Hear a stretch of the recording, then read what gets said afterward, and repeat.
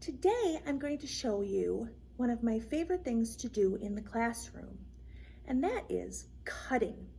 I think every child loves to cut, but it is a very hard skill to learn. So I'm going to teach you some techniques for not only teaching a child how to cut, but how to get them better at cutting and practicing cutting. Now, it can be as simple as taking an old magazine and giving them a scissors and having them cut out pictures, as long as you make sure to tell them the difference between a magazine and a book, because we would never cut in a book. And that's also why I don't think it's a good idea to say, well, this is an old book and we can cut in this book. In general, we're just not going to cut in books. But you can cut in magazines, cut up old calendars. We do that a lot at school. It's a good way to teach how to do precise cutting. But there's a way to teach precise cutting if you don't have that. And that's pretty much easy you can do it with a piece of paper. And I'm going to show you some different types of cutting that you can teach. So when you teach cutting, now I'm left-handed, and I should make that clear in pretty much every video that I do. So it might be a little bit different to look at me and do it, but it's always the same concept. So I'm going to take my scissors and I'm going to hold it. Now, most kids, when they cut, will kind of do this or this. You've pretty much seen it all, or this. But what I tell a child is to shake my hand. And when they shake my hand, their hand is in the cutting position. So the cutting position is always the handshake position. Your hand is tilted that way. So we're going to shake hands and put in the scissors that way. And then if we stay in that shaking hands position, we are in the cutting position. I hope that makes sense, but it takes a lot of practice because someone will automatically go back to this or this or this and do a lot of different things. But if you try to stay in that handshake position, you can usually spend a lot of time cutting easily. So it is hard though. Now for this, I'm going to have markers. I'm going to have some strips of paper that I cut, and I'm using two different colors because I think it's fun to have different colors, but you can definitely just use white if white is what you have. And I try to keep the strips of paper as even as possible, but if you notice, this one's thicker and these are thinner, so you can have them different sizes. You just want them to be even like this. So I'm going to start by showing you a simple cut to put in place. Now you could just give your child this and say cut it. That'd be fine, and that's probably the best way to start to get used to the handshake, the flat piece of paper. We're not going to move the paper, we're going to move our hand, right? So a lot of times they'll try to manipulate the paper to fit the way that they're holding their hand. But if they're in the handshake position, the paper can be flat and it'll be much easier to cut and rotate their hand with their fingers down and their thumb up on top, better than if they're doing this and then moving the paper towards it. I hope that makes sense. That's one of those things you have to see to understand, I think. So they're going to cut, right? And the first time you're just going to have them maybe cut across and make pieces like this, and then maybe cut it again. Now, I made a very nice cut because I've been cutting a very long time, but these might go all crooked, and that's fine. Then when they have their piece, they can put it off to the side. It's nice to have a basket or a little bin, maybe like this, something to put their pieces in, because they make wonderful mosaics and artworks later on to use all the paper. And in fact, that makes it even better.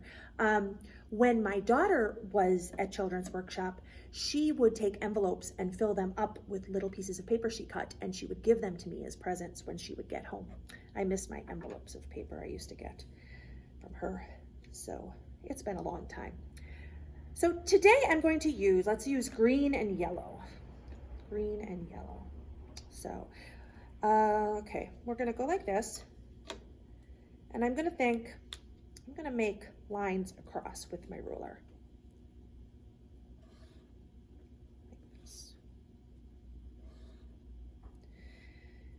And you don't have to measure, but you still want them to be uniform. okay?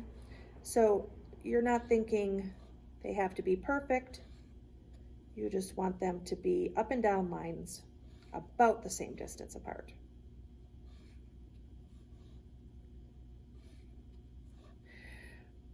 Montessori, one of the philosophies is that we have a prepared environment. So when I'm showing you this part, this is something that you would want to have already done before your child is waiting with the scissors. So you could do this as part of an activity to start with, like, okay, I'm gonna make some lines, or I'm gonna hold the ruler and you're gonna draw some lines on the pieces of paper.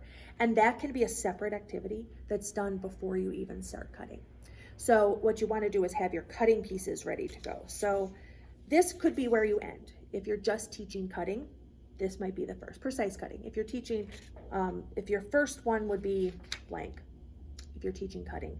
And again, you might even want to have this be half the size and just a very thin piece of paper for like a 1 snip, and practice a 1 snip before you practice like a 2 snip, because I would say this is about a 2 snip, maybe a 3 snip.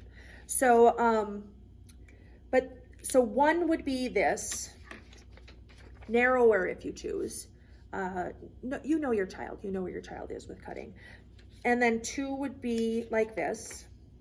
And you might just make a bunch of these. So if you have a cutter though, it's fun to move on from this one. And I'm gonna show you 1 and 2, I already did a little bit of 1. The next thing, so another cutting that's fun would be to take your ruler, and now I'm going to use glue, and make diagonal lines.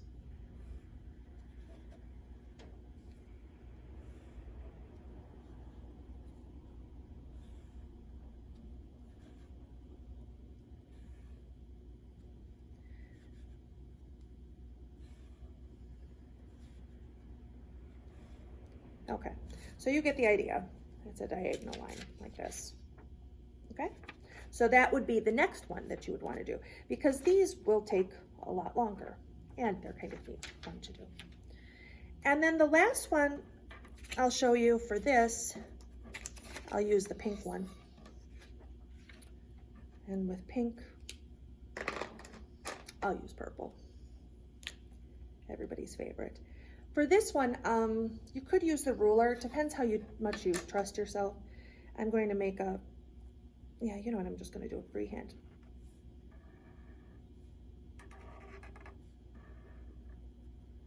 Like a W shape. Chevron W shape, like that. And then again.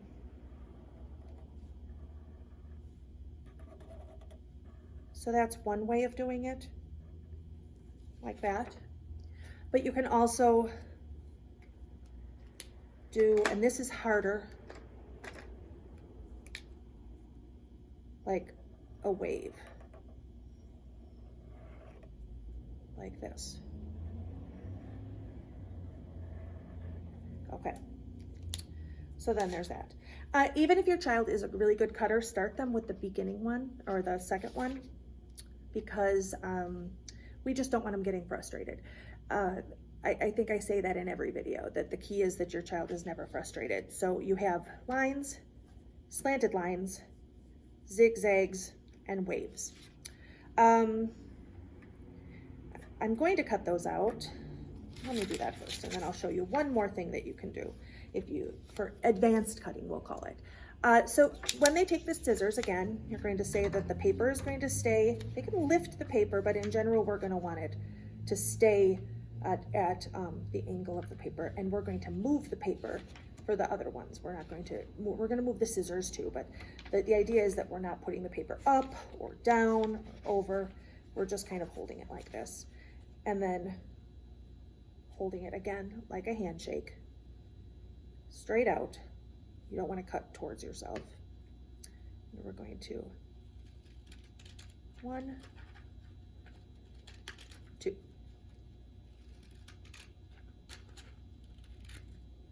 And then when they're done, like I said, they're going to have a nice little pile of strips of paper. If one of them doesn't turn out, again, I'm going to keep saying this with every video I make. don't let them get frustrated. They can always just start again, okay?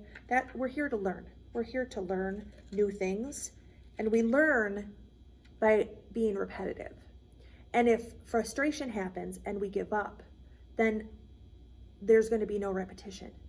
And repetition is so important. So we do this over and over and over again, which also means it's good to have a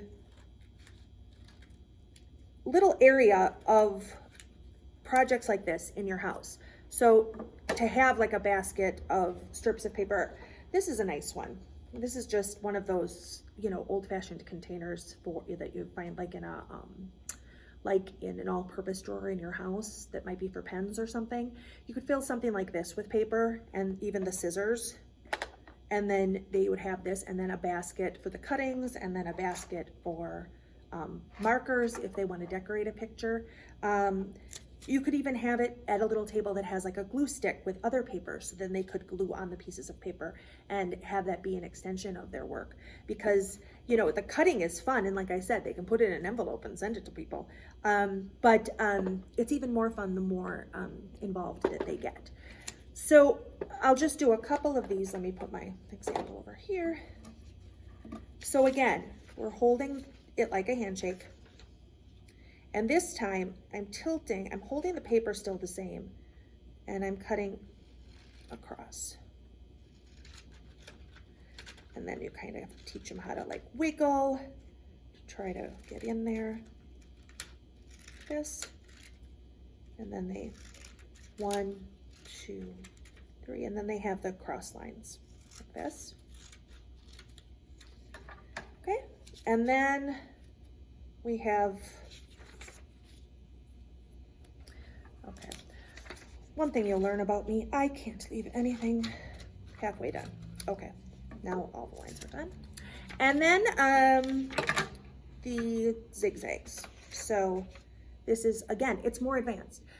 So some of them will be cutting like this. So we're going to cut this way and then up, just tilting our wrist back and forth until we have this little shape. You do it the other way, a crown, like this. You made a big zigzag across. Neat idea. Okay, and then I'll do another one. Again, you can turn the paper too. It's up to the child to turn the paper and leave their hand in the handshake position or not. Oh, this one's kind of fun. Like an M or a W.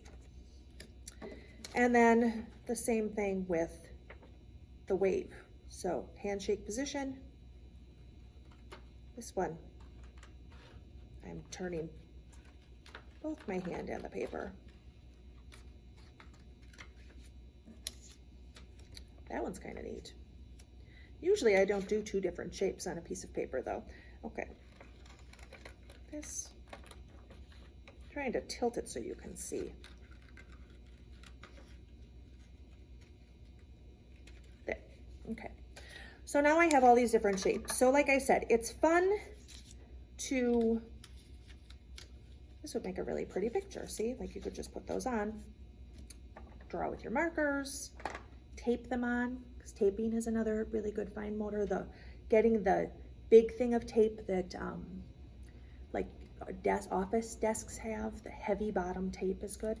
But then I have all these strips. These strips are nice to cut in half, and you can make your lines, just as an example, you can make your lines this way.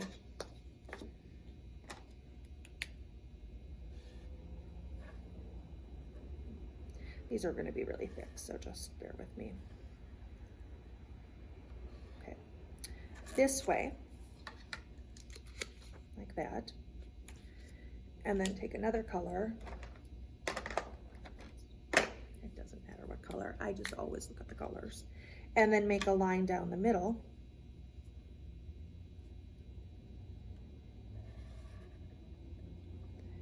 Like this. and then give the directions to first cut across the gray line, okay? So I'm gonna across the gray line because that's my directions, like this. And then when you're done, cut across the orange line. Here. And look at that. You have a bunch of little 1-inch cubes, my favorite. I use 1-inch cubes for lots of things.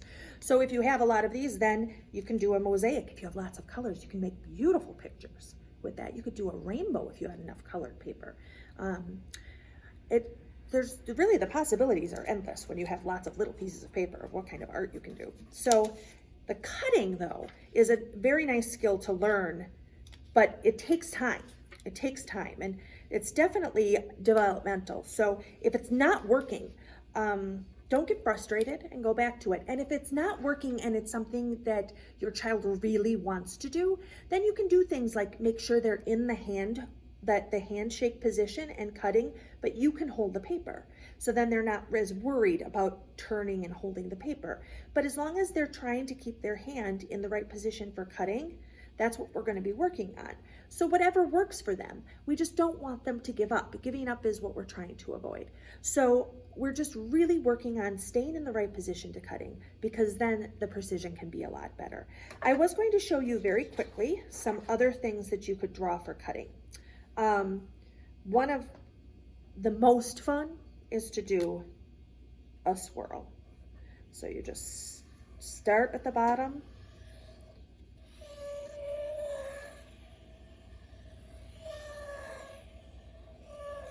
like this,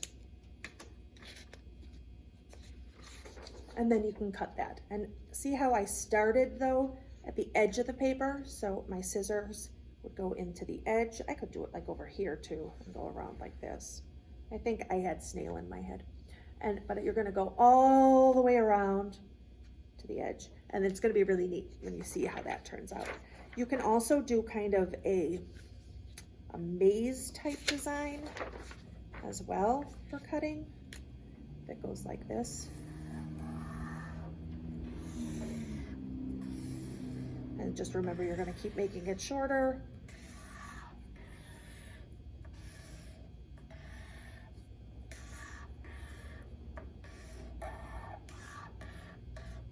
Like this. And when you cut that out, that's really neat too. So again, these are more advanced cutting techniques.